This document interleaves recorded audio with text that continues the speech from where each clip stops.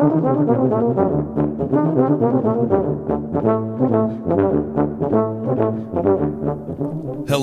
and welcome to the Brass Junkies. I am your host, Andrew Hitz, and I am joined by my intriguingly insightful co-host, Lance LaDuke. Lance, how are you this evening?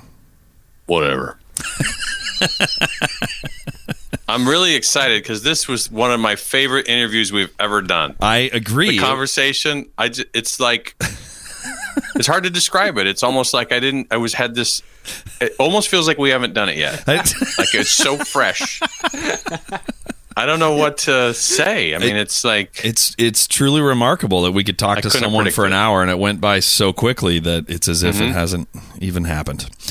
So we have today's guest actually live and in person in my basement, which means that our usual guests are not usually live. No. Could you let me out? What are we doing? Yeah, he has to sign a non-disclosure agreement about it applies the lotion about how about how we've rigged everything here. Today's guest is trombone superstar. Wow. The man who built the internet. Let's calm down. Christopher Bill. Hello. Well, no, we don't care about how you are yet. This is the intro that we're making you. You're not actually being interviewed yet. That we're making you sit through. So stay in your lane. Okay. But this is the first time that we have done a Brass Junkies with someone on the premises here. So I've got I got a splitter. Didn't we do one with Jibo in a practice room once early on? Well, yeah, but that was all three of us. Sorry. So what I mean is like one person remote, Lance in Pittsburgh, and then I'm always remote. Yes, and that.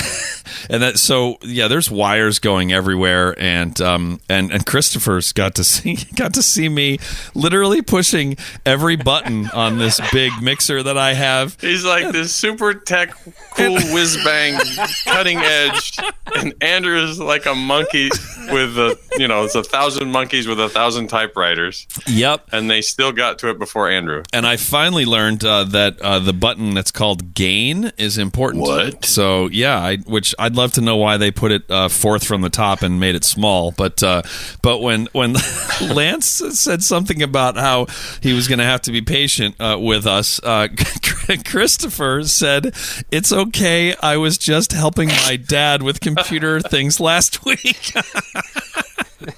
Which he was holding a mic, and he literally could have dropped the mic because it was a mic drop because Lance went, "Oh shit," and then we were off and running. So, and we also got to. He is staying. You're here for the trombone workshop, right? Am I allowed to talk? Yes, you're allowed. Oh yes. That's correct. So yeah, so he's here for the Army. What is it called? The Eastern. It was called the Eastern Trombone. Now it's the American Trombone Workshop. I knew that. The emails from the Midwest and the West and the South have just flooded all the time. So they just decided to include them. We're in America in name only. But he's staying at Harry Waters' house, so we got to tell him the story of the first time that we.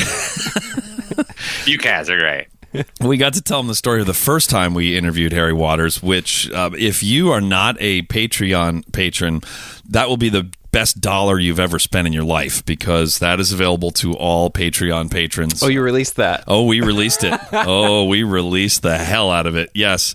We were talking about doing it for like a year and a half, and then a new Patreon patron, who I can't remember which one, said, "Hey, is that up? Because I can't find it." And I said, "Oh, no, but it's going to be." So, yeah, that's good stuff. But anyway, it's great to have Christopher here, and he was educating me about what low cut is, and he taught me that gain is important, and I just mess with all the slides and knobs and everything else, and until it all sounds about right. Where's the make you louder button? Lance, do you remember the master class that we gave at the Royal Scottish Conservatory in Glasgow when I was using an analogy of a soundboard, and I talked about all the slides and knobs, and then it became immediately apparent that in Britain that knob is only used as slang for a penis. That's right.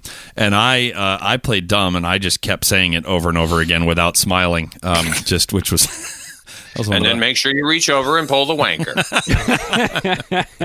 What did I say? Because and a couple of the guys in Boston Brass were like trying to like signal me, and I'm like, you don't understand. Like, this is awesome. Yeah, this is great. I'm just playing when in doubt, dumb. lean in. Yeah, when in doubt, lean in. I learned that from my dad, Lance LaDuke. So, who's not quite as old as Christopher's dad, but yeah, we actually asked him, wait, how old is your dad? And both Lance and I got a little nervous. Like, wait. Yeah. I think he might have been lying, though. Let's say 95. Yeah. He said, let's say 70. I think he rounded up by 15 years. But anyway, so we need to thank Parker Mouthpieces for providing the hosting for the Brass Junkies. Parker Mouthpieces offers fine, customizable component mouthpieces for horn, trombone, euphonium, and tuba, including the Andrew Hitz artist model tuba mouthpiece and the Lance LaDuke non-artist model euphonium mouthpiece. It's redundant. You can find out more at parkermouthpieces.com or follow them on Facebook, Instagram, and Twitter. We're going to talk about Parker our Mouthpieces has a Twitter? Parker Mouthpieces has a Twitter. They have their own social network. What do they post on there? It's just Michael posting photos of his goats, and then I'm following right now. Are you speaking in code? Yeah, no, I am not speaking in code, but that's a fair question. Also, we wanted to take just a moment to talk about the new podcast that we have available through Patreon. So, all right. To be clear, we did not forget to say this, and we're not recording this to punch in after the fact, which is why I just I did the pause thing, like I was thinking real hard, and then I was like, see, when I'm alone doing this for TEM, it's no problem, but then these two jackals started laughing because I made a real stupid face. So we, as you're about to hear in a little bit, Christopher becomes, we think, I'm just going to guess that he's going to become a Patreon patron during the actual podcast. Wait. This is all weird. So now we've pre-recorded the intro, but we're now plugging in a post. We didn't pre-record the intro. This is so confusing. I don't even know what's happening. Very meta. We want to let you know that I need a new shower curtain. That we've got a few things available to the Patreon patrons. Very quickly, for $1 per episode, you get bonus episodes, including hearing about a really disturbing story about Harry Waters' shower curtain and rice and beans. I've said too much. So for $3 an episode, you get access to the behind the scenes report, which is monthly, where there are no photos of Jim Pandolfi, who was the last episode. We literally sent a famous trumpet player to Jim Pandolfi's house on Cape Cod to take a photo of him. That is actually a true story. Wow. The 5 inch you'll hear all about in the last behind the scenes report. $5 an episode, you can get a monthly episode of the Jacobs Quotes podcast, which is all riffing on wisdom from the late great Arnold Jacobs. And also Lance has a music practice coach podcast, which is based on his New York Times best-selling book, The Music Practice Coach. I might have made up the first part of that, but it is an awesome book.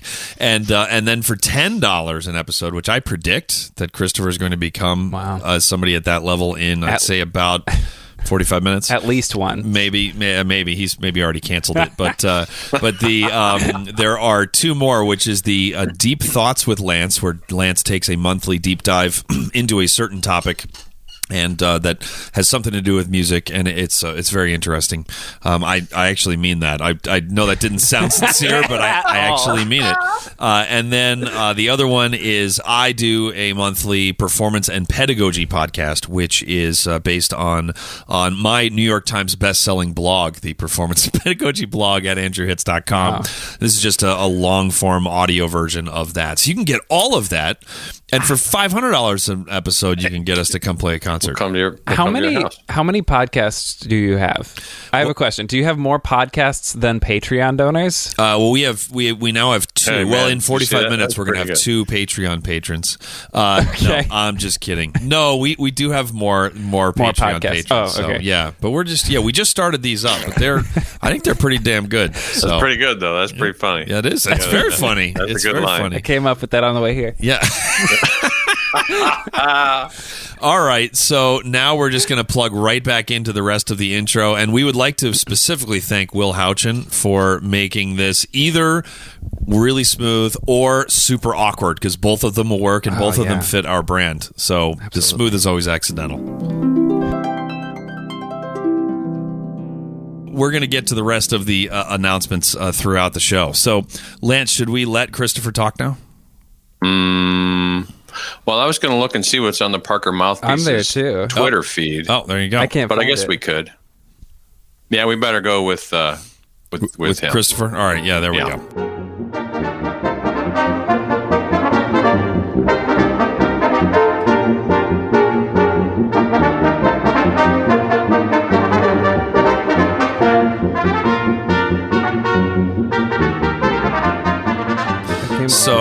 So, Christopher, you're here. Hello. Thanks for letting me come inside. Yeah, That was nice. I was just gonna crash out there, but this is better. he got the royal treatment. I was like, you cannot park in the parking space outside because that's for my wife, who's coming back from a concert, and you cannot ring the doorbell. And when he came in, I said, well, would you like water or seltzer? I chose neither. Nothing. Suspicious. Nothing but the finest. So, but yeah, we started to chat beforehand, and it's amazing. And I said like that he's just killing it on the career front, and he laughed and said career, like, which is like 3 or 4 years, but like that's the point. Like, he's a household name in the brass world. In this household, for sure. In this household, for sure, yes. It counts. And yes, it counts for something, man. I mean, I don't good luck monetizing that, but Thank you. I could use it. but so what is it like being so well known after such a relative to careers a short length of time? Yeah, well, it's pretty cool because when I started, I was making videos alone in my house and nobody knew who I was. Right. And now I make videos alone in my house and I guess people know who I am. And people you don't really care if they know who you are. Yeah, for sure. It sounds like being in a famous brass quintet. That's very close, I would imagine. Yeah. And then I can do these trombone workshops at the International Trombone Festival and I feel like a celebrity for 2.5 days and then I go home and make videos by myself. So let's get to the serious questions. Which of Harry's 10 kids is your favorite? Harry. Well played. Hey, that was, Thank you. that was Well played. Thank There you go. I definitely know all of their names. How did you get started making videos? Yeah, I do that. How did I get started? So that's not an answer that most people know. I started a YouTube channel my freshman year of college doing musical comedy duo. And I thought this is going to make me famous. This is going to be so cool and edgy. And it was none of those things. We made like one good song, but then my duo, who I still work with, he's my composition partner. We did an album together a couple years ago, but he was more into the like, maybe this shouldn't be a job and this should be like kind of fun, right? And I was like, let's do new videos every single week. And he was kind of out on that. And so I posted my first YouTube video, like trombone arrangement. It was actually 8 years ago today, to the day. Really? Yes. Holy cow. I know. It's an honor. Wow. Fortuitous. And you're spending it in my basement. Right here. And so that was, March of my freshman year of college. I posted this arrangement of Penny Lane that I did with no video. It was just a picture of me from high school. And this like really, really, I can't stress this enough, really bad arrangement of Penny Lane. And the playing was not good and it was out of tune and out of time and pieced together from a whole bunch of different, like, here's one note that I played, right? Let's copy and paste that every place where that goes. Hey man, sounds like you made a record. Yeah, exactly. I did. And I was like, hey, I did a thing. So that was the first one. And it just kind of was just a little pet project for a few years in college. I was like, I am kind of over the classical music thing. I want to do something else on the side.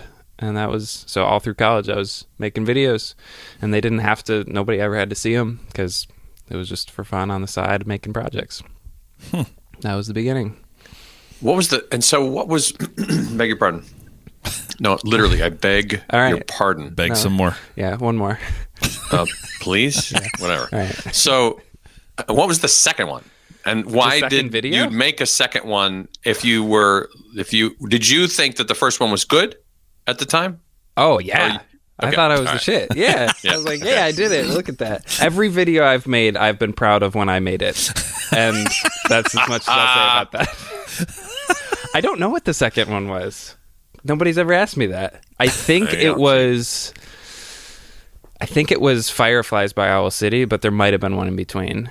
And that was the first one I did with a video. Nope, I got it. Take On Me by Aha. And that was also... all right. That was also very bad. And no video. Very bad. That one's still... They're all up there. You can find them if you dig. Not good. I dig. Like... Now, when you say not good, I mean, when... I would hope that what you're doing now, which it very much is way better than that. But like, did you think that they were not good like a month later, or was it 6 months later, or was it 6 minutes later? Probably a year later. Okay. Looking back, I was like, woo, like, I should take that down. But I didn't. I like keeping it all up because then I figured the stuff that I was doing then a year later, I would be cringing about, which is true. Right. And pretty much, I think it stopped being so cringy maybe once I graduated and started doing it full time and really spending the time to make sure that it was good. But there's still some that sneak through. But yeah, for that first couple years, a year later, I was already looking back on maybe. And what tech were you using back then? Oh my gosh. It was a very, Audacity free recording software. I was using a $100 microphone. Like a Shure SM57, and an interface I got for Christmas or birthday or something that I'm sure was bought on eBay for not very much money. And so it was just bare bones, and every step up I would spend a little bit of money when I would reach that kind of like, I need something better. The latest one was like a camera with a nice lens. I mean, that's $1,500 right there that I was not going to spend right at the beginning in college. So yeah, now it's a lot if you add it all up. But at the beginning it was, probably I spent $100, I think. And then a couple gifts. So there's kind of three parallel lines of development. One is the development of the arranging chops, and one of them is the development of the recording chops, and then the other is the marketing chops. So how has let's start with the first one. So from an arranging standpoint, in your earliest arrangements, how did your arranging evolve over time, or has it stayed fairly constant, or is it tune dependent? Oh my gosh. I mean, so first of all, I think it's way more than 3. If I look at all the things I do and the things that I've gotten better at, I mean, transcribing in general, arranging, ear training, playing, recording, video, like filmography, video editing, audio editing, post-production, every single tiny little thing, and then the whole marketing side. But the arranging, the first one I did was Crazy Train in middle school for my brass ensemble. Nice. It wasn't, but and like if you're a middle school band director and like a kid comes to you like, I want to do this thing, like I did an arrangement, you're going to play it. Sure. Of course. And so we played it. Especially if it's Crazy Train. Oh my gosh, it was god awful. That one I think I knew was bad, but but like that encouragement all through middle school and high school and college was just kind of like, it was, you're doing it. You're really doing it. Just keep doing it, and that really kept me going. And I don't know how, but at some point early in college, I think my freshman year, this Australian trombone quartet got my name and started asking me to do arrangements for them. And so that was kind of what started me doing these pop arrangements. And like the Canadian Brass Beatles album was certainly an influence of like, I can do pop tunes, but they don't have to be boring to play, and they can challenge me. So that was part of it. And even just kind of this basic classical music theory, species counterpoint stuff that I was learning in school, I was applying to all these arrangements. Literally one of them, I wrote a fugue in the middle because that's what I was doing in class. And when I did like a cadenza, it's like, maybe not for the Katy Perry tune, but you threw a homework assignment in the middle. I like it. Absolutely. That's awesome. I had a piece premiered at the trombone workshop here back in 2015 that was literally an assignment, that like a winter assignment for one of my classes. Just don't tell people that. People don't listen to this, right? Not very many. Okay, great. Right. In the show notes, I'm writing using homework for fun and profit. Yeah. I mean, hey, for musicians in college right now? Absolutely. That's great. Take your shit seriously. Lance's show notes are kind of like Easter eggs. They really don't make any sense, so you have to listen and then. Oh, they make all the sense, but you're forced to participate. Yeah, actually, hold on. Let me be clear. Yeah, if Lance's show notes make sense, then you might be concerned. That's right. I think it is cool as hell that you have not taken down your early stuff. I think it's great. Yeah, I think it's important for kids to look back and be like, I mean, I was fresh out of high school. I was, second semester of college. Basically, I hadn't practiced yet. So I was basically a high school trombone player still. And, that's what you can do if you spend a whole bunch of time with a Beatles tune. It's not going to be amazing, but it doesn't mean it's not. You're not going to be proud of it, and you didn't learn a ton of stuff in the process.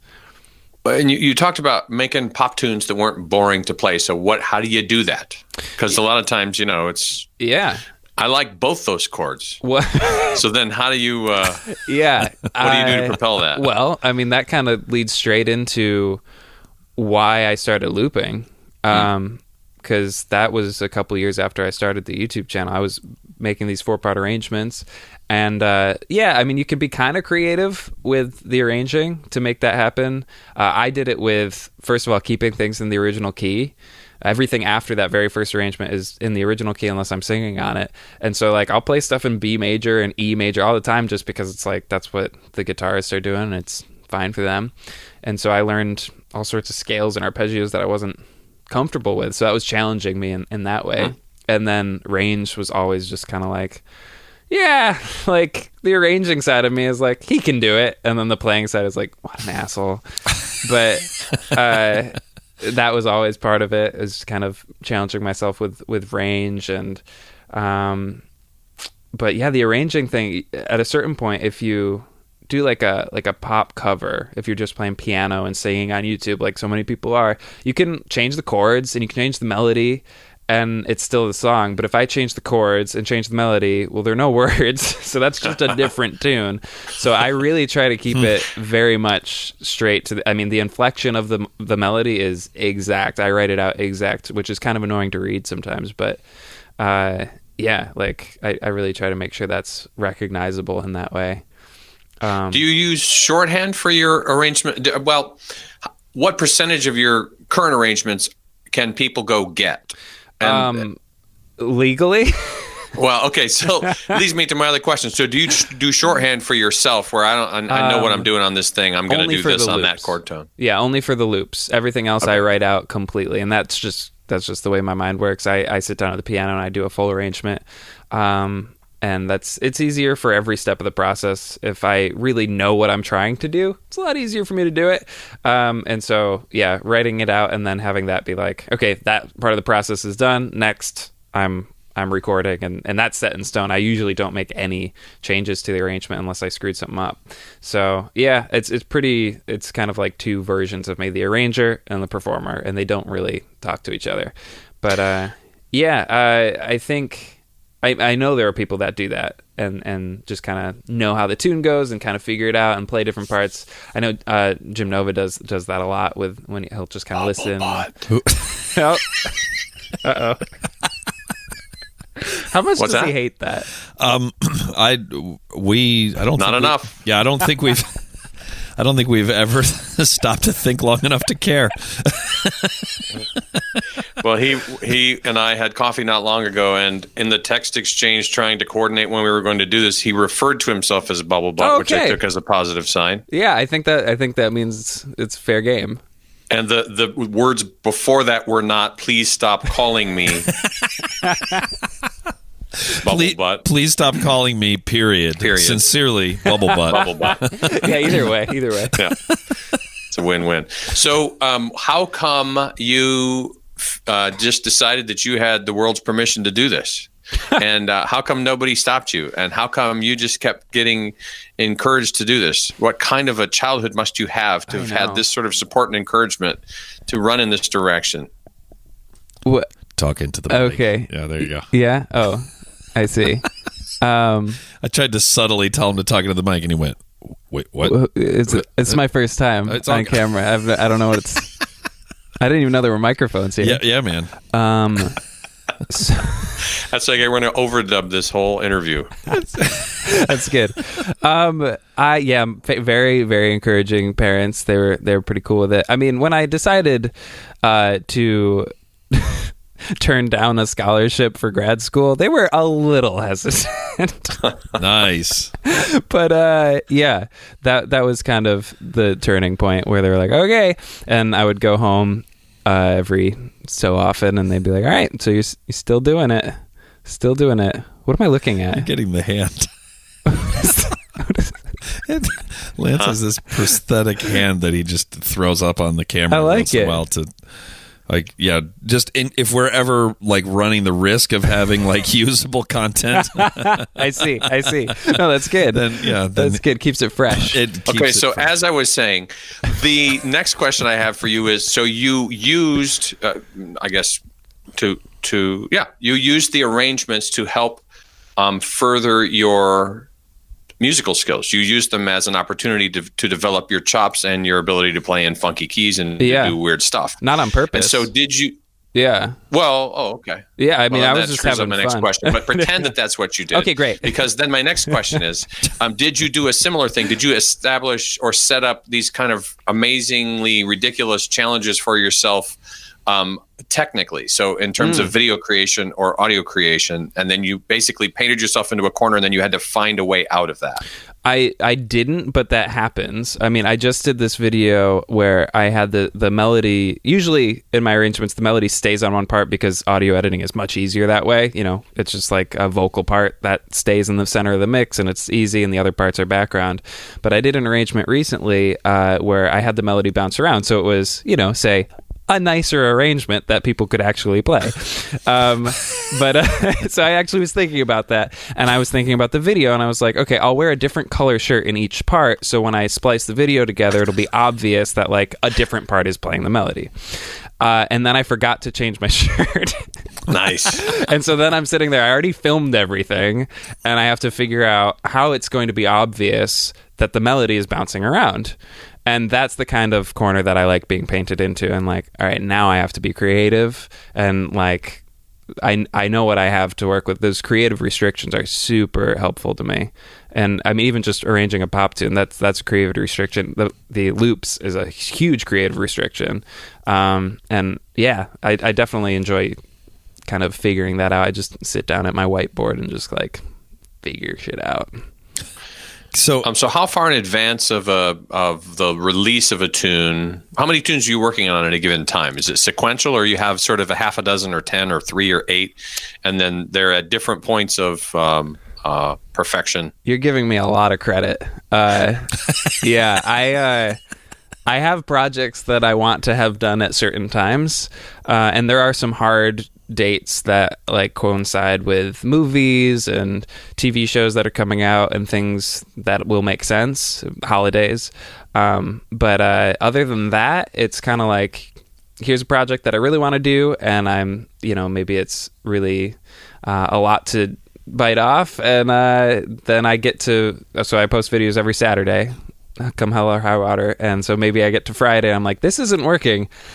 And I throw something together in a night, and I stay up all night, and I do it, and then there it is. And then there are times where, like, I did this video. My God, it's always the one I think of because it took so long. I was doing "Wannabe" by the Spice Girls, and I wanted to have a singer on it, and a trombone soloist. That wasn't me.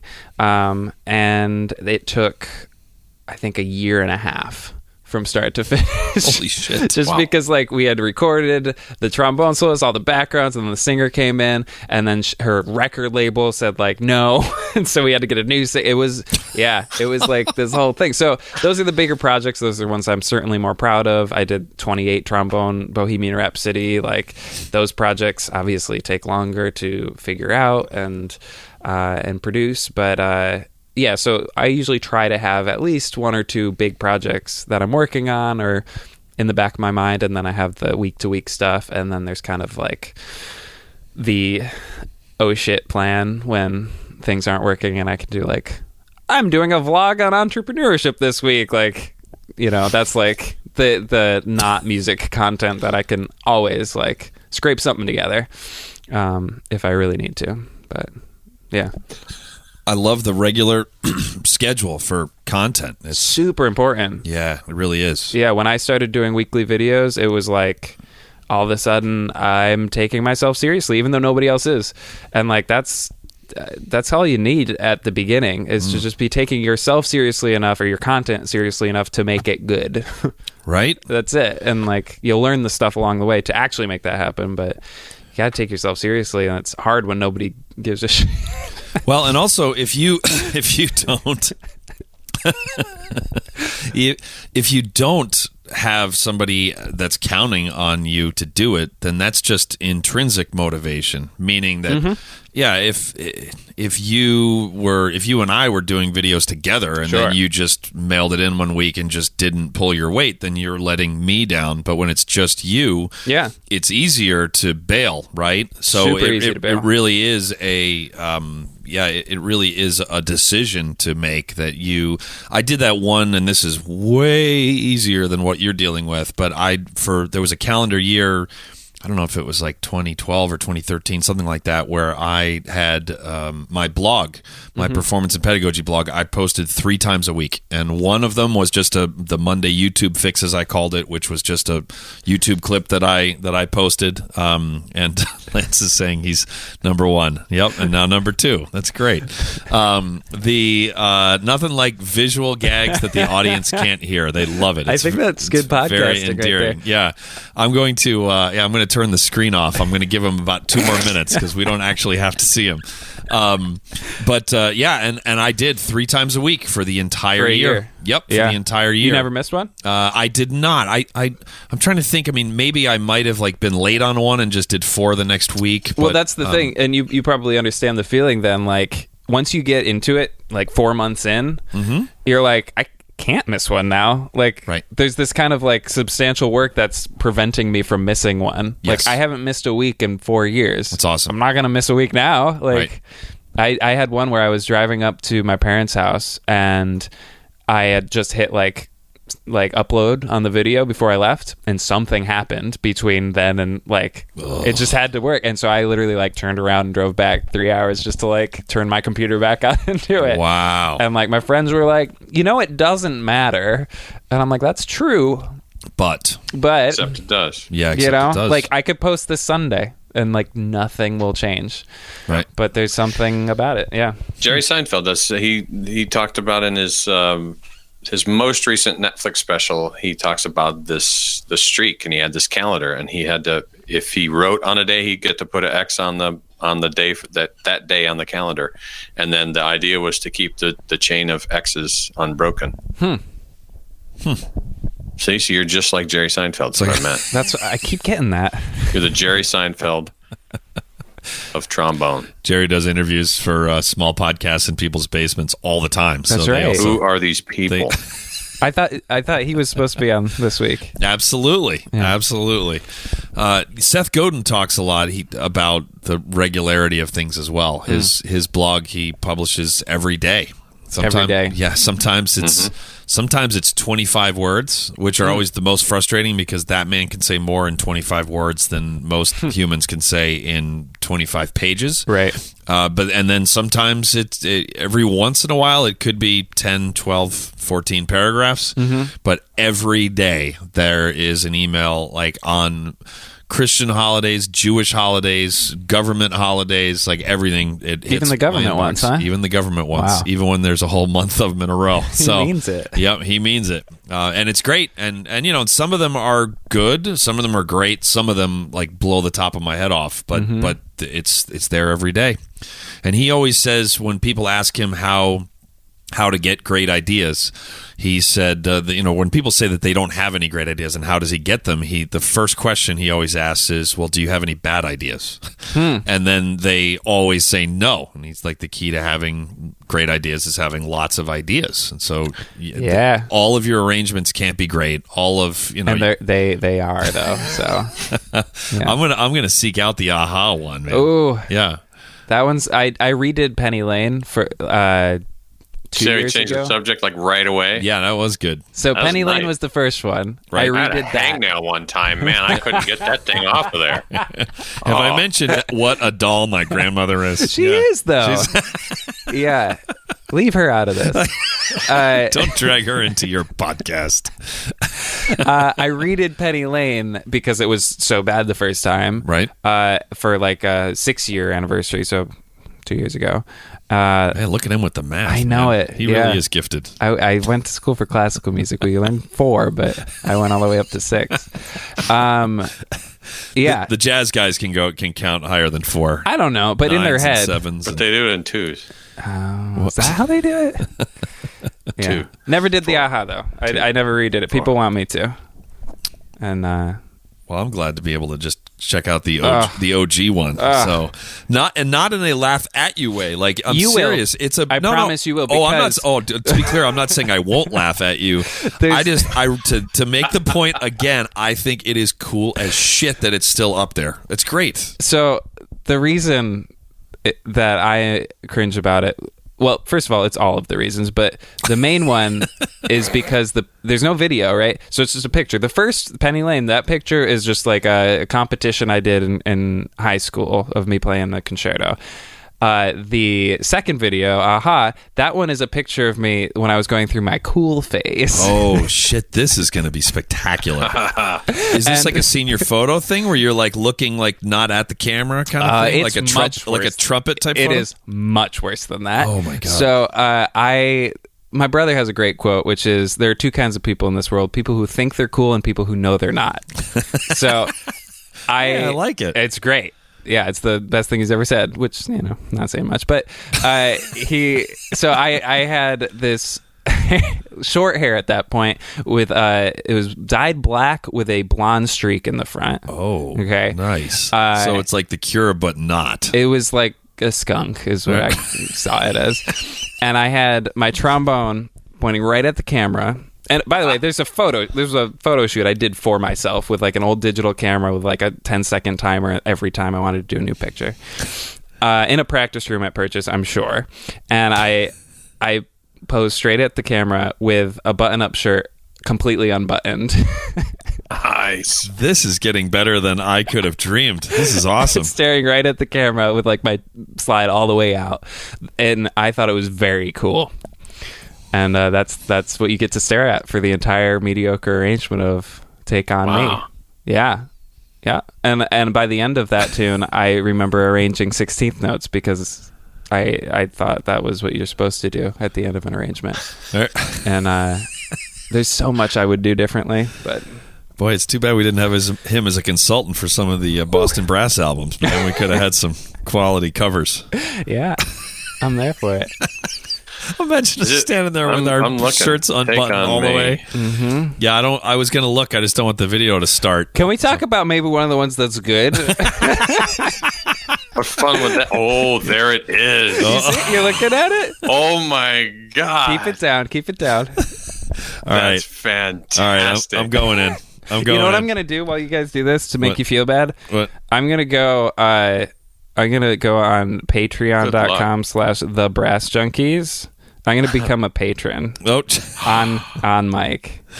You showed us. Oh. You know what? Just for that, here's some money. Oh, man. Yeah, Keep it that up. was- I'll raise it.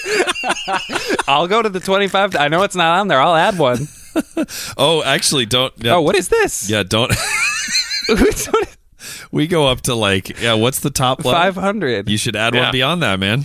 Come on, if you're a man of your word. You know, that's good marketing right there. Yeah, you well, might as well have it. Somebody only might want it. And you never know. And the 500 is you actually get a concert. So yeah, that's he and I fly somewhere. So not right away. We don't book first class $500 tickets the day before, Yeah, I'm gonna the say. day of, and then we're there in your living room the next day, and then you can cancel before you get billed. That we would do that. That just reeks of desperation. By the way, if you want to do this, it's patreon.com/classical trombone. I know it looks like it's not a podcast Patreon, but it is. That's how to support the podcast right there. There you go. No? Okay, I'm adding a link to the show notes. So do we send him a cease and desist, or what do we? Oh, I've gotten them.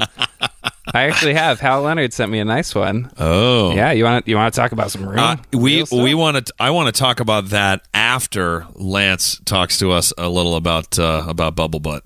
Oh, okay. You know, there's a fantastic music program in Pittsburgh, Pennsylvania. For real. We haven't said anything serious the whole time, but that's true. University. That's true. I did a And it is at the Mary Papert School of Music at Duquesne University, home of Butt Nova.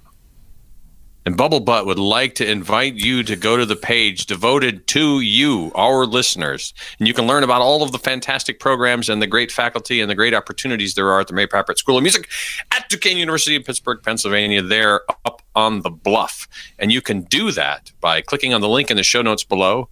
And if you do, send a nice little warm message to Jim BBN. What? Bubble Butt Nova. Oh. Man, I'm slow. I wasn't thinking that the N stood for Nova, so I was trying to think of what BBN was. BBN. Like. Bubble Butt. No. What? Bubble Butt North. All right. So, hey, that was you nailed that read, Lance. You really did. That was really I great. couldn't have done it any better. It was with feeling, and I really liked what you tried to do there. Yeah. All right. So, tell us about the cease and desist. Well, first of all, I'm now a patron. I just got the email at like $10, man. That's right. Look at That's wow. right. Look at money bags over Holy here. Yeah. cow. That's that YouTube money. Yeah. I'm tweeting. There's an option to tweet your support, and it says, "Yes, I'm now a proud patron." So I changed it to "No, Dude. I'm now a proud patron." There we go. That's going out to all of my follower. This kid's like Okay, that's funny. This kid's I'll give you legit that. funny. Yeah, he's legit That's funny. a good one right there. As forced as your photo from your first video is, the humor just flows. That's right. So it's good. That's right. It's good. I got. You must not listen to our podcast. You know what? I did in preparation. I did. I really did. And he's staying with Harry. He's having a rough week. We should be paying him, not the other way around. I'm paying you to be on. Oh, right. Well, you just. I am. That's true. Yeah. So yes, Hal Leonard. So my first 10,000 subscribers. After about 1,000, I was kind of playing into the gag that like this is the most subscribed channel on YouTube, and like I said, like for each 1,000 subscribers, there would be like a new thing. And at 10,000, I would give away all my sheet music for free on my website. And I did that. And they did not appreciate it. That's weird. Yeah. I mean, they didn't care. They just sent me the letter and I took it down and it was over. But Hey, that thing you're doing, stop it. And I said, yeah, right. Yeah, you're right. But they don't know how many people downloaded it before they sent me that letter, and I do. Burn. Some of those charts, it's like, I mean, people download them because it's free, not because they will ever play it, or like they just want to look at it. But yeah, there was one that was downloaded like 42,000 times. Can you imagine if like everybody paid me $1? Yeah, it's not hard to imagine. We can imagine that one. Well, that's why Patreon exists. Yeah. Yeah, exactly. You know that story, Jack Conte? Yeah, he actually they got me signed on Patreon as like one of the initial like test subjects for it. Oh. Yeah, they and I thought it was such a weird scam for them to be like content because it wasn't around yet, and they were like, yeah, no, it's really great, and it's just for like artists just like you to monetize your audience and actually make money. And I was like, that does sound super sketchy, doesn't it? Yeah, okay, it kind of sounds like I could do it myself. Why are you the ones? And we got on a Skype call and they were like so obviously genuine and really cared about the artists and the content creators. I was like, all right, I'm on board. And I was sponsored by Con Selmer for 4 years right out of college, and after they stopped sponsoring me, which was very nice of them, I relied completely on Patreon, and so it's been a year and 3 months that's just completely Patreon and YouTube ad revenue and like the other side stuff. But it's just Patreon is enough for me to keep doing it. It's crazy. Wow. Yeah, I had no idea that you were an early adopter of Patreon. That's pretty cool. I was. I didn't either. Yeah, it's a bragging right I like. That's pretty fantastic. cool. Well, I was a huge fan of Pomplamoose. I just thought they were doing super cool stuff. And I remember that ridiculous Conti video with the Millennium Falcon thing. And I just thought, that is insane. And then that this came out the other side of that was it's pretty amazing. Yeah. Yeah, they're doing some cool stuff. Where are you going next? I don't mean geographically. I mean, so what's on the horizon? I mean, what? So Patreon is a thing, and you have obviously adopted that with great success. And what are you looking towards in terms of other platforms, future platforms? What do you wish you could do? What do you see coming up on the horizon? Answer any of those questions. No. Okay. So, did I talk about Duquesne University and the Mary Packard School of Music? Yeah. So But that's great. I don't know, because YouTube has been around for 11 years now. And I started 8 years ago. So, and when I started, you couldn't make money on it, and all these different things that, like, if I thought YouTube was going to last forever, that would be naive. It might, but that's not something I can bank off of. So it might, but chances are, like, something it probably won't. Yeah. MySpace was huge before you were paying attention. It really was. It was like especially for musicians, it was the place. Yeah. And now it is not the place. Yeah, I can't even log on anymore. I tried. I was like, it would be funny. I know. I sent you a friend request. I know. Well, actually, I did see that, but it's very nice of you. I'll get to it. Yeah, you're going to double my friends. Yeah. So obviously, technology is moving too fast for us to kind of rely on any one platform, and so I'm kind of hesitant to look into the future in that way. And that's kind of why I've gotten to the point where I have, which was in college, just kind of doing what I wanted to do. I mean, in college, I was also reaching out to Broadway musicians, because I was right outside of New York City, and like thinking that might be an avenue, and taking like airman audition and all these different things. That was just kind of like, these are potential options for me. I did a Blast audition. I did one for Cirque du Soleil. And that was all while I was still doing the videos. And so it's just kind of like, I just keep doing what's working. And those avenues start opening up other doors that I wasn't even thinking of, like the educational circuit, which I didn't think I would step foot in a school after I graduated. And literally 3 weeks later, I was giving a clinic in front of students. So it was like, that seems to work. I haven't told myself I can't do anything, because I have these goals in mind or anything like that. But the other side is true too. I'm just kind of like, yeah, that sounds like I fun. noticed at the end of the what was the video I watched this before, Avengers maybe, you talked about being on Twitch. And so are you exploring, what are you doing with Twitch, and how's that working out for you? That was one of those things where like I'm responsive to my audience, and they're a young audience, but that's where they are. And so I thought, I can meet them over there as well. And everybody wanted me to do like video game streams on Twitch, and I'm like, I'll try it, sure.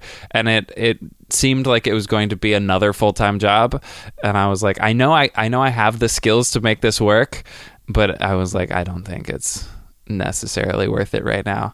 That's not what I'm trying to do. So I did it for a while, and it was fun. I had a group of people that would watch, but yeah. And then they wanted me to do like practice streams, which that might end up being a thing where I go on Twitch and just practice with a camera. That's kind of cool.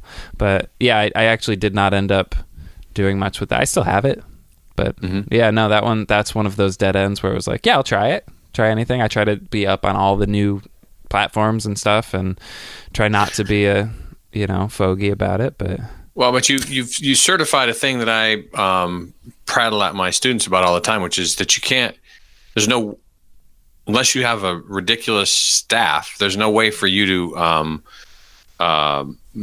you can't. You got to focus on a couple of platforms. You just can't be everywhere. Otherwise, you're just never ever going to sleep. You're going to burn out. Yeah, absolutely. I mean, I am on Twitter, and I usually just get in like political fights and then hate myself. And then Instagram is great. Like I've kind of figured that one out. I've definitely figured that one out of what that audience wants to see. And then YouTube, I mean, YouTube's just where my audience is. So it's feels disingenuous to like try to build this platform somewhere else. I feel like I'm turning my back on the audience that's already there. It's like, why don't I just make content for them? And then like I can use that on Facebook, and I can use that on Instagram and adapt it for these audiences that are what I see as a select group of that wider audience. You were putting up videos. Oh, go ahead. Sorry, just quickly. You just touched on something too, which is that you said that you've definitely put your finger on what your audience on Instagram is looking for. That you can't also, even if you have the time or the staff, it's not going to do you any favors if you put the exact same content up on 9 different platforms, because the different platforms are different subsets of your audience. Even the same person in 2 places is looking for different kinds of content on Instagram than on Twitter, than on Facebook, etc. And so you're obviously smart about that, where you're trying to get to the bottom of the platform, and then within that, what your audience on that platform is looking for. That's so important. Yeah, and what I feel comfortable posting, because some people post very personal stuff on Instagram that's like more lifestyle, like about them, and then they have a front like professional facing YouTube or something Facebook, and I think it all works, but you kind of have to figure out that mix between what works for you and what you feel like you're being a genuine person and professional person about, and then the other side, which is like, what does the audience actually want to see, which is a picture of an alto trombone. And I'm like, okay, fine, like I'll take a picture of my gear, like here you go. And they're like, wait oh okay, never mind. That's on Snapchat. So anyway, here's my alto. Wah, wah. So you were putting up videos regularly for some time before it gained traction. Oh my gosh, 3 years, yeah. So 3 years. And so what a couple questions. What kept you going? Yeah. And then what was the thing that kind of broke through? Well, I made that first one kind of on a whim. Like I had recorded why do we have to keep talking about it? I recorded Penny Lane. Hey, I heard that sucked. You know what? It did. Still does. I recorded it without the intention of posting it anywhere, which is kind of interesting. It was just me in a practice room, like screwing around. And I had written this arrangement for my quartet at school to play. And I was just like screwing around with my mic and just decided to record the parts and see what it sounded like. And then I had finished it and figured like, I'll put it somewhere. When I started making videos for YouTube, which was that next summer, I guess, when I finished that project, especially being in music school, it was super addicting to like finish something and have something to show for it, because that's just not what you're doing in music school. Everybody's like, you are not good enough yet, and you're like, true.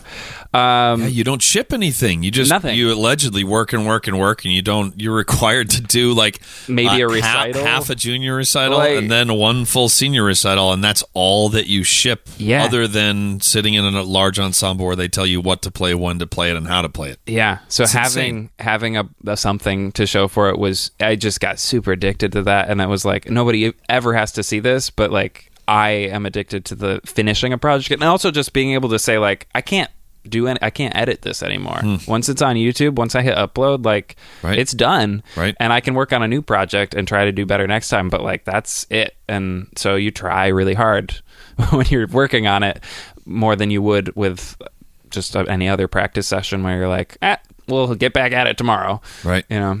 So there was a lot that was psychologically going on where I was just like, I was screwing around, like I was just having fun, but there was a lot that was setting me up for success that I was not thinking about. Yeah. And so what was so you hit the 3-year point and something happened. What was that something? Well, it was a general slow, gradual incline over those 3 years. And I think honestly it was just kind of exponential, and so that means a really slow start and then it stops being so slow. But I guess it might have been when I started making videos every week. Yeah. That was when it started to pick up. Absolutely, that's what it was. And then I had a video go viral, which did not suck. What was the first viral one? Yeah. That was Happy by Pharrell Williams. Yeah. That was the first one I saw. Yeah. That was like everybody's introduction to me, and I didn't know what was to come next. It's awesome. Yeah, it was crazy. And I knew it was good, but I didn't know it was like had that quality, which was really just luck. I mean, I have other videos that are just as good, if not better, and I had other videos up at that point that were just as good, if not better, but it was the song of the summer, and I posted it in February. And it was the song of that next summer. So it got this traction all the way through there. I posted it in February. It went viral in March. So it was even up for a few weeks before anybody really caught on. And that was that Pomplamoose story. They had single ladies. They hit single ladies right at the crest of that. I mean, just as it was getting ready to crest. And then that was what put them on the map. Yeah. And that's kind of what you're talking about too. If you do new videos every week, like I'm watching the Billboard Hot 100 list and I'm like, yeah, I'll try this one. Like it doesn't have to be a hit. It's fun and I do it. And then you get lucky once in a while with just like the music industry as a whole gets lucky. Like Pharrell Williams got lucky on that one. And right. I rode on his coattails for that. And so how many views does that have now? Oh my gosh. 4 million, 5 million, something million. It's a lot. And the thing that happens after that you don't think about is your next video does not get millions of views. Right. And so you have to go back to doing what you were doing before, which is caring about the content and hoping that you're making stuff that you are proud of and not worrying about if anybody's going to see it. The next video I did was Let It Go from Frozen, and that one did get 1 million views, but it was shadowed by the one that came before. So even 1 million views felt like, you know, and then the next one got 10,000 views and that felt like nothing. And you just kind of go back, and I didn't hit that level of like viral quality until this year. So that was 2014. I posted that video, and it wasn't until this past September that I even got close to that again. Wow. And so you just go back to normal, and it's fun to have a viral video. It expedites the process of like in the trenches doing the work, but it doesn't change anything. You right. still just go back to work and like try to make something that's good. And you know, you mentioned you track the Billboard Top 100, and you're watching what movies are coming out, what television shows are coming out, video game launches, those sorts of things.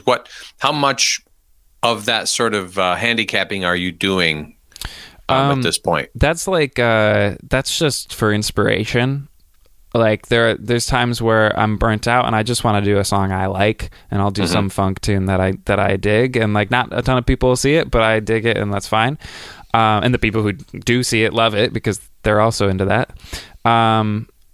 The rest of it's just kind of like I just keep tabs on all of that just to kind of be like, okay, these are milestones that I should hit. Like this song has been number 1 for 3 weeks. Like, does it work? Does it have a rap section that's going to be a nightmare? Like that kind of stuff. I'm always thinking about that. And there was a point in my life where it took over everything. So literally every song I could possibly hear was like, how would this sound as a trombone arrangement? Which Happy Birthday. sucks. Happy Birthday is a great idea. I'm doing Happy Birthday. It kind of is a good idea. Who doesn't have a birthday? That's right. So here's the thing. How do you do this in a legal way? So explain to the audience how can I do a cover without getting sued? That's great. So people have no idea about that. And like everybody from like Jim Nova to you guys to people like who's that? Bubble Butt. Yeah, that's right. They all asked me about this kind of like concept of posting that stuff on YouTube. And there's like 5 licenses that I can deal with, and that's a derivative license to arrange the thing, that's a print license to sell the sheet music, that's a mechanical license to sell the my cover like MP3 on iTunes, that's a sync license to put somebody else's composition to video, so that's what I do every week, and then there's I guess a master license if I want to use the actual song, the actual recording, which I don't do.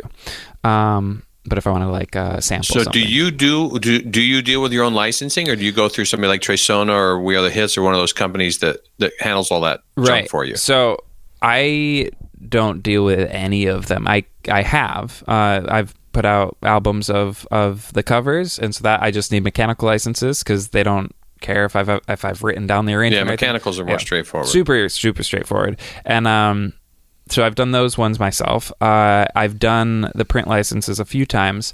Now I have a publisher, Art of Sound Music. They get the print licenses for me from Disney and from Hal Leonard, and it's great, and Alfred. And so I don't deal with that, but that also means like they're only going to publish the ones that they think they can make money on. And I do it. You're going to make every 10% or something. Yeah, well, they do great because 10% is the going rate across the industry, and they do 50% on digital sales. So I was like, there you go. Yep, great. Yeah, and on digital, yeah, on digital, yeah, and then I think it's 30 on print, which is still pretty good, huge compared That's to great. Yeah, I mean, I remember when I saw that 10% was the going rate. I'm like, but I did all the work. What's going on here? Welcome to the big leagues. I know, kid. right? Blah blah blah, artist boy. Yeah, skunk boy. But I mean, even that is button your shirt. But even that, you get to a certain point where you're arranging and doing these recordings, and I could get the licenses myself, and I could do quarterly reporting and do all of that myself. But at a certain point, it's worth it for somebody else to just be doing that for you. Yeah. And like you can focus on making things. So yeah, there's a bunch of stuff like selling my merch, my t-shirts. Like I started screen printing them myself and like buying the bulk shirts and doing all this. And I was like, I'm a t-shirt company. Wait, what happened? I thought I was a musician. And I was like, yeah, it's worth it for me to just like outsource this stuff. You make more money, but like it's only so much time. But yeah. Oh man, that was so. There's like ink everywhere. And that's when I stopped milking my own cows. Yeah, and exactly. I just bought the milk at the store. Exactly. But so the licenses I deal with, when I started, you couldn't make money on YouTube at all if you had anything on your YouTube channel that was not your original content. Right. That's when I started. And so when I started, I remember that. Money was not even a distant thought, because I knew at that time I was posting covers on this channel, and that meant I couldn't make money on YouTube. A few years later, they changed that, and they said you could make money on your original content on those videos, but not the covers. So any original content, you could monetize that, but not the covers. And then a few years later, they said you could monetize certain covers because they made deals with BMI and Universal and all these big companies. And that's gotten better and better, and then a little worse, and then better with the Content ID match. And so it's kind of, I would call it cool. Most people would call it creepy. I'll do my own arrangement of this tune, my own performance, my own recording, and I'll upload the video, and it'll be like, is that Bohemian Rhapsody by Queen? Like, right. I'm like, yeah. How do you know? Right. Like, that's creepy. But the algorithm knows all. The algorithm literally can detect what song it is, even though it's my own original recording of my own arrangement.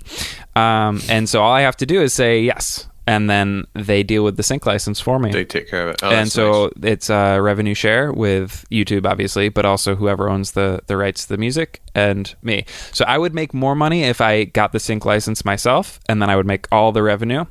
But again, that's just worth it for me to, that split is so worth it. And it's like a 40-60 split. And you can always separate people from their money when you save them time. Mm-hmm. Mm-hmm. Exactly. Always. Yeah. And so I could focus on what I'm doing. And when they made all those deals, I had a ton of covers already up. So the day they made those deals and I could monetize all of my covers, it was like, I'm making sense. So get it? Yeah. It's like a play on a pun. It wasn't, but it is now. You made it weird. Yeah, you made it weird. Can't help it. When wasn't it? So here's a question that I'm curious about.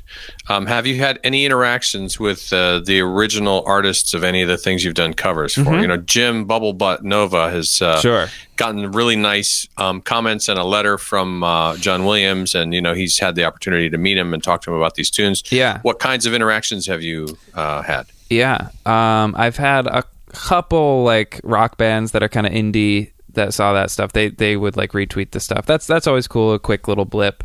There's been maybe one or two really exciting ones. One was I did these Christmas videos every December. I did 25 videos one every day in December. I did that for 4 years. Right, and we mentioned this to not get off track. No, go ahead. Before we started, you and I were talking about that. Yeah. And there was like barely anyone watching Oh that my for gosh. the entire first year that you did that, right? I did it in 2012, my junior year of college, and it was during the hurricane in New York, the big Hurricane Sandy, and so we couldn't be outside of our classroom, like out of our dorms. Like you had to be there. I was going to say they locked you in a classroom. Yeah, That's brutal. Well, yeah. I think I did sneak into the music building to practice, but so I was like locked for 3 or 4 days in my apartment, and that was when I decided. And so it's around I think it was around Halloween. So I started doing these Christmas arrangements, and I thought, I'm going to do so much work that people are going to have to notice. Like it's ridiculous. Like nobody would do this amount of work. And so once I start posting this, like everybody's going to see, and they're going to be like, okay, like we get it. You're doing a lot of work. And nobody really did. That's a weird flex. Yeah, right. Exactly. Yeah. That's the logic actually makes sense. But I learned 2 things. I learned the more important one 4 years later after doing that amount of work 4 years in a row. But the first thing was I don't know what the first thing was, but the second thing was I don't know. Let's just skip that one for now. It was too much for people to don't worry about it. It was too much for people to consume. So it was actually too much. Doing a new video every single day, it was that was too much for my audience. And my audience can do 1 video a week easy, 2 videos a week great, 3 is nearing that edge. A video every day, it would be like, I'll get to it. And people would watch the ones that they wanted to watch, and it wasn't special anymore. And so I did that 4 years in a row. And at a certain point, and this is getting back to your question, I was kind of like, Christmas songs are not that exciting. They're pretty formulaic. They're pretty simple. The big band ones are cool. But I felt like after doing this, all these videos, all these arrangements, I didn't have anything substantial and that I could be really proud of in like the real music world that was not taking me seriously yet.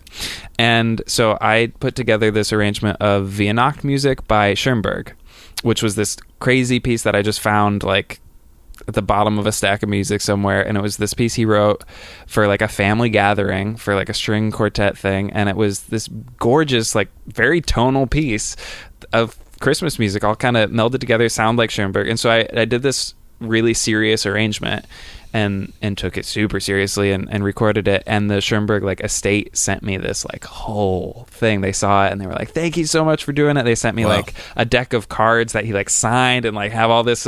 It was like, that was the first one that was really cool, having somebody it's awesome see. Because when I think Schoenberg, you think Trombone, I quartet? think playing cards. Yeah. Well, he illustrated the backs of the playing cards, I guess. I don't know. Yeah, Wow. they sent me a letter. I believed the guy who sent it to me. And then the other one was... This was Wally Schoenberg. Yeah, exactly. He was a bicycle playing card magnate and salesman. He's a magician. He had the whole Eastern Seaboard. That's right. Send that boy a deck of cards. Yeah. Custodian at a country club. That's correct. The other one, and this guy got me good, was I did Come Sail Away. And cool. Dennis DeYoung emailed me, the singer. Huh. And, well, I guess through his manager. I don't have his email address. He wasn't going to go that far. But Sticks, man. These are my people. Yeah, They're man. from Tommy Shaw's from my hometown. Thank you very much. Home of Rick DeYoung as well, which means nothing to anyone but Andrew and me. Does it mean anything to you? It does. Okay, there you go. To me. All right. He's the guy at Jupiter who I send all the receipts to, and then he sends me money. Oh, Rick DeYoung. Big fan of Rick. I just got an email from him yesterday. There you go. The problem is his name is spelled not DeJongi. DeJongi. Yes. Yeah. And DeYoung was not on my list of he's pronunciations. not just the guy that gives me the money. He was actually, I've been working with him for a long time, for all the way back to the Conselmer days. I am also a former Conselmer artist. You're in the club. Long time ago. But anyway, Rick was even invited to my wedding. Wow. So that's, yes. So I like him, not just because he pays me. Although that doesn't come hurt. play with us. Are you maybe coming on board with the thing, or we don't know? We'll talk after. We are. We decided I might do advertising for them. Cool. So there you go. Yeah. Yeah, man. Which is kind of a really nice area to be. Yeah. Yeah, not an exclusive artist, but the advertiser. Well, we should chat. Yeah, we should. There you go. Yeah. Excellent. Yeah, so we're definitely grouped in. Yeah, we So just- Dennis DeYoung. Well, so Rick So is from Niles, Michigan, same as me, same as Tommy Shaw, bandmate of Dennis DeYoung. And all I can hear in my head right now is the Cartman version, yeah, exactly. which So- I think I peed a little when that episode now? was live. Well, now it's kind of comes and goes, but yeah, Is that what this pad's for? Yes. Okay. Got it. What does the gain do? I thought the tarp was for the dog. No, that's Tarp. Can you hear it crinkling? Yeah. Yeah, you said low cut. Yeah, now if That's right. If there was a button to mute my adult diapers, now that would be a mixer that I would pay extra money for. I see. Yep. Anyway, So Dennis DeYoung emails me and he says, most people don't know, but I originally wrote Come Sail Away for trombones. And I was like, what? And he goes, just kidding. I was like, oh, he totally got me. Like, That's a win. that's great. yeah, and then he said, if we ever come to town and you want tickets, let me know. Yeah. Wow, that's pretty cool. Yeah, that was That'll do. So that actually segues perfectly into Jens Lindemann. Not at all, but that's. I want to say before we get into yeah, please. Jens, my dad talks about you. Really? Really. So it's funny. You guys came to Binghamton. We did. We played with the Binghamton Film. Yeah. February 13th, 2010. Whoa. It was a Valentine's themed concert. Oh, so I just okay. know the year and I know it was the day before. Yeah. I do know it was winter because I went to the Baseball Hall of Fame and there was like 3 people there. It was amazing, and that was my first time there, and I'd been dreaming of it my whole life, and it was. And you got it to yourself. It was amazing. Woo. Yeah, it was great. Up in Cooperstown? Yeah, man. Nice. Yep, I drove up there. Yeah. Yeah, so my dad talks about you because I guess you made funny faces when you played. Oh, absolutely. Yeah. So. I once had Will Scarlett, formerly of the Chicago Symphony, like legend. He was in the audience at a Salvation Army gig that we did, which was the same year. Chicago. It was it was That was a big deal. It was August of 2010. I know because remember it fondly. there was. I know that because there was a fish show that was happening at Alpine Valley that was like 30 miles away. So, you know Fish? Yeah, a little bit, just a little bit. So but anyway, and we are actually speaking on the 10-year anniversary of Fish coming back after their breakup. So this is like a high holiday for Fish fans. So yeah. Did you get my card? Yes, I did. Thank you, Lance. I always appreciate that. He threw in a little $5 gift certificate to Panera too. Oh, wow. He's a good guy. Yeah. That'll almost get you a sandwich because he knows I just love Panera. That's going to expire tomorrow. So, but Will Scarlett came up to me and he said this was one of the most awesome.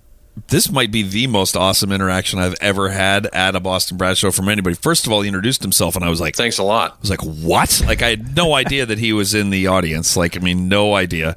And then he said some like really flattering stuff, which was really great. And then he said, "And I don't know how you're doing any of it because when you play, your embouchure looks like you're eating a ham sandwich." Hey, that's pretty good. That'll go on the show notes. That's what I was going for. Right? And then he like reiterated the really flattering stuff. And then he was like, but it looks like you're eating a ham sandwich. And I was just like, I was almost crying. I was laughing so hard. So he was like, just keep doing what you're doing, kid. And I was like, thanks, man. So there you go. There's my, Wow. Yep. So your dad talks about Jens.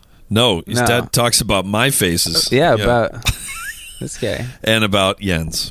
So our dear friend Jens Lindemann has been going through some chop problems. He looks like he's having trouble eating a ham sandwich. I look like I'm devouring one. Yeah. So is that going in the show notes too, Lance? So what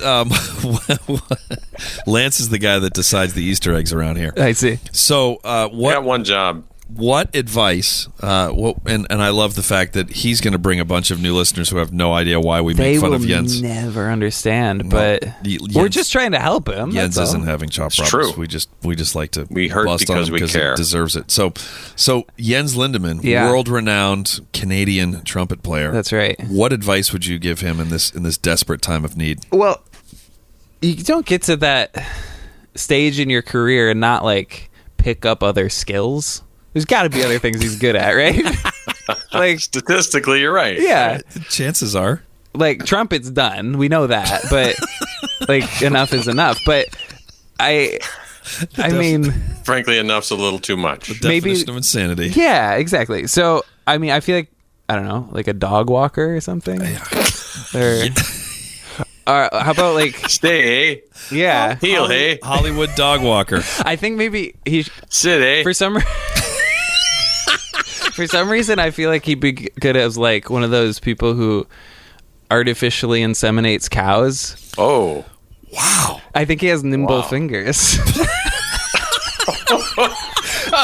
I'm just trying to help. Oh, you mean with a glove? Yeah. Well. Yeah. I think. He needs to quit trumpet and start artificially inseminating cows. I mean, I don't know where I thought it was going to go. But I'm the idea guy. It. Or okay, I got one more. Hold on, wait. We were hoping you wouldn't. Wow. So okay, yeah, man. So I'm the young entrepreneur, right? And I got ideas. So here's what I'm thinking. It's all about a niche market. So I think maybe he should start like a reality TV show like Jersey Shore, but instead of like fake Italians in Jersey, it's like Polish, Jewish, German Canadians in Los Angeles. Wow. And then like he can't like we don't have to have this conversation again because like who else are you gonna find? I mean, right. That's a niche market, but I dare you to find a better candidate. Wow. In-N-Out Burger, eh? Right. Dodgers, eh? Yeah, exactly. Oh man, that's quality right there. That's pretty good. That's pretty good. That's two good ones right there. I got ideas. Yeah, you don't like Dog Walker? That's probably the only one that's going to happen. As long as he's not artificially inseminating dogs while he's doing it. Hey, that's good TV right there. That would be that's true. Got to blur his face out. Yeah, there'd be some good bonus episodes there. So. Speaking of which, just trying to help. You are a helper. So, yep. That used to be my nickname in Boston Brass when I would be I would have the sarcasm instead of dialed up to 10, it was up to like 12 for some reason. Yeah. Yep. Call me the helper. Somebody kicked it over. Yep. Yeah. Or the hippie helper. So all right. So we are going to have Christopher hang on here for the bonus episode, which is available to everyone. This is funny. I thought you said the boneless episode. The boneless? Yeah, all of a sudden Lance just erupted in laughter. Oh, we got a boneless episode coming up next. Yep, absolutely. Yep, boneless wings. Look, you keep me up past 10 p.m., anything's possible. That's right. Bonus episodes, which you can access at patreon.com/the Brass Junkies for as little as $1 per episode or as many as $500 an episode. That's right. And then you can get us two jackasses to come to your house. So, and I bet, I'm just going to go out on a limb here, but I bet that if you lived across the street from Christopher, that we could convince him to come over too, and we can make it a trio. Oh, I'm there. If somebody pays $500, I'm there. Well, absolutely. Well, actually, if you're a famous trombone player who has a couch, it sounds like he's going to be there at some point or another. I might already be there. That's right. We were saying that, like, man, he's young. When someone's like, I mean, you can crash at our house, and Lance and I are both like, did all the hotels burn down within 100 miles of your house? I'm the only person who's ever said yes. Then they actually have to get it ready. Yeah, exactly. Oh, crap. Yeah, now we got to buy a couch. Mm-hmm. We never mean that when we bring someone in. Yeah, we're like, well, you could stay at my house. It means like, do not take me up on that for the love of God. Yeah, sounds great. Yeah, and then after you say no, then I'm like, oh, I mean, it's downstairs. It's got its own, so it's got its own bathroom and shower and everything. It would have been great. Yeah. I got one more little tidbit. I don't know if I'm allowed to say it, so I'm going to. This is exactly what happened when I got to Harry's. Uh-oh. Yeah. Like that is Wait, like no. all of a sudden Is this a better for the bonus? Should we tease this and save it for the bonus? Yes, we're gonna. All right. Okay. There you go. Look at wow. that. Look at that. He's a professional. There you go. You guys. So thank you so much for coming out and for agreeing to not park right in front of my house. Yeah, and, you got it. And for dealing with my lack of beverage choices. Yeah. And I could have offered you whole milk as well. Oh, there's still time. Yep, we've got our own cow, just to save money, like you with your T-shirts. I appreciate that. So thank you to all of you for listening. Your attention means a lot to us. There are a lot of podcasts hosted by a lot of assholes, and you have chosen to listen to these two assholes talking to this nice young man. So we appreciate your support, and for you telling a friend about the podcast. I think that's the best way I've summed that up. Yeah. Yet. See, that's why you just got to keep shipping. That's and right. Eventually, you'll get a good one. So yeah.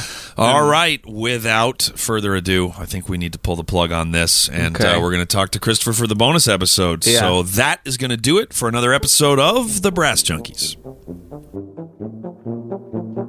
You've been listening to The Brass Junkies on the Pedal Note Media Podcast Network.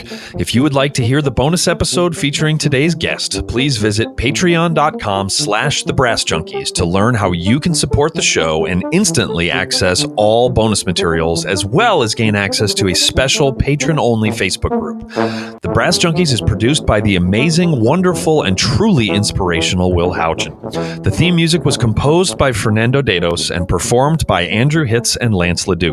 We are at Pray for Jens on Twitter and Instagram and have a Facebook page at facebook.com/prayforjens. You can find out more about the Brass Junkies and all the other Pedal Note Media podcasts at pedalnotemedia.com. This has been a presentation of the Pedal Note Media Podcast Network.